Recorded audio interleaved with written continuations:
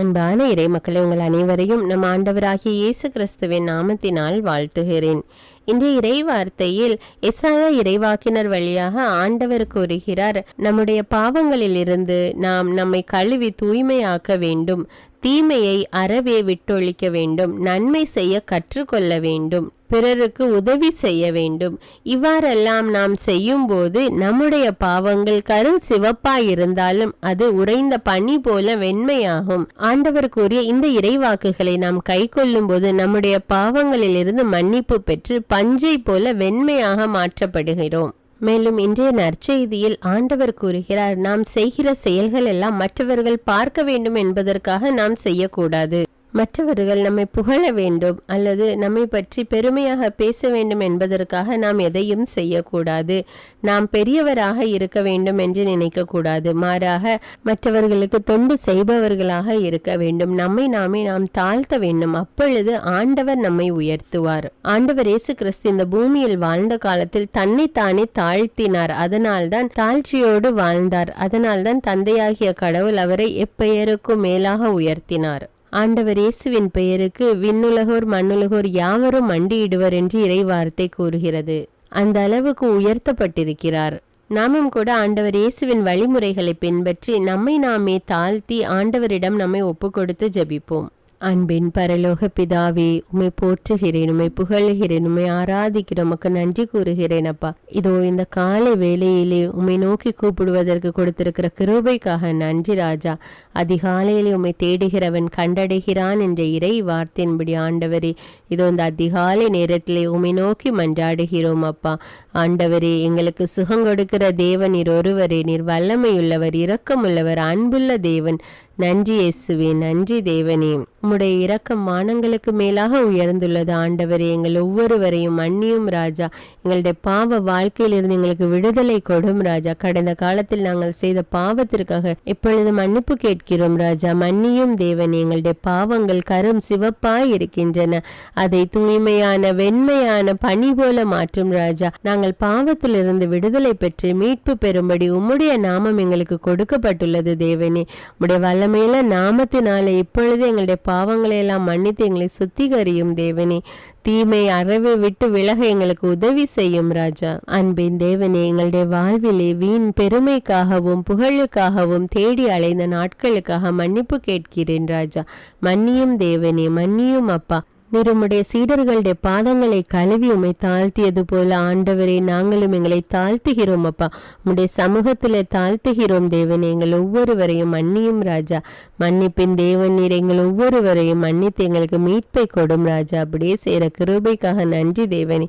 நன்றி அப்பா. இது இந்த நாளிலும் கூட எங்களுடைய குடும்பத்தில் எல்லோரும் ஒப்பு கொடுக்கிறேன் தேவனே. ஒவ்வொருவர் மீது இரக்கமாயிரும் அப்பா. போகிற வருகிற இடங்கள்ல பாதுகாப்பாக இரும் அப்பா. ஒவ்வொருவரும் இந்த ரத்த கோட்டைக்குள்ளே வைத்து பாதுகாத்து கொள்ளும் தேவனே. செய்கிற வேலையில் வெற்றியை கொடும் ராஜா. பிரயாணங்களை ஆசீர்வதியும் தேவனை. பாதுகாத்து கொள்ளும். எல்லா துதிகான மகிமை உமக்கே செலுத்துகிறேன். இயேசுவின் இன்ப நாமத்தில் ஜெபிக்கிறேன். ஆமீன். முதல் வாசகம். இறைவாக்கினர் எசாயா நூலிலிருந்து வாசகம். அதிகாரம் 1, இறைவார்த்தைகள் 10 மற்றும் 16 முதல் 20. எருசலேமே, உன்னை ஆளுகிறவர்களும் உன் மக்களும் சோதோம் கொமோராவை போன்றவர்களாய் இருக்கின்றனர். நம் ஆண்டவரின் அறிவுரையை கேளுங்கள். அவர் தம் கட்டளைக்கு செவிசாயுங்கள். உங்களை கழுவி தூய்மைப்படுத்துங்கள். உங்கள் தீச்செயலை என் திருமுன்னிருந்து அகற்றுங்கள். தீமை செய்தலை விட்டொழியுங்கள். நன்மை செய்ய கற்றுக்கொள்ளுங்கள். நீதியை நாடி தேடுங்கள். ஒடுக்கப்பட்டோருக்கு உதவி செய்யுங்கள். திக்கற்றோருக்கு நீதி வழங்குங்கள். கைம்பெண்ணுக்காக வழக்காடுங்கள். வாருங்கள், இப்பொழுது நாம் வழக்காடுவோம் என்கிறார் ஆண்டவர். உங்கள் பாவங்கள் கடுஞ்சிவப்பாய் இருக்கின்றன, எனினும் உறைந்த பனி போல் அவை வெண்மையாகும். இரத்த நிறமாய் அவை சிவந்திருக்கின்றன, எனினும் பஞ்சை போல் அவை வெண்மையாகும். மனம் உவந்து நீங்கள் எனக்கு இணங்கி நடந்தால் நாட்டின் நற்கனிகளை உண்பீர்கள். மாறாக இணங்க மறுத்து எனக்கு எதிராக கிளர்ந்தெழுந்தால் திண்ணமாய் வாளுக்கு இரையாவீர்கள். ஏனெனில் ஆண்டவர் தாமே இதை கூறினார். இது ஆண்டவரின் அருள்வாக்கு. இறைவனுக்கு நன்றி. நற்செய்தி வாசகம். புனித மத்தேயு எழுதிய தூய நற்செய்தியிலிருந்து வாசகம்.